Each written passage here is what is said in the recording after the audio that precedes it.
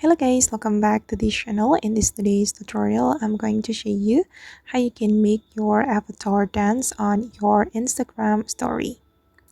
Okay, let's get into it guys. I have opened my Instagram and first thing first, I'm going to create story. I'm going to click on your story and I'm just going to pick random photo from my device. Okay, and if we want to add the dancing avatar, we need to add music first to our Instagram story. You can click on this music icon and select the music you want to add. I'm just going to select, for example, this one. Okay, then you can click on this avatar icon to add the dancing avatar. Okay, and click on done, and you can move it anywhere.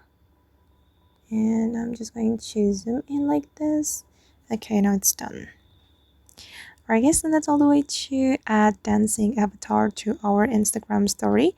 I hope this tutorial will be useful for you. Thank you so much for watching and see you in the next video.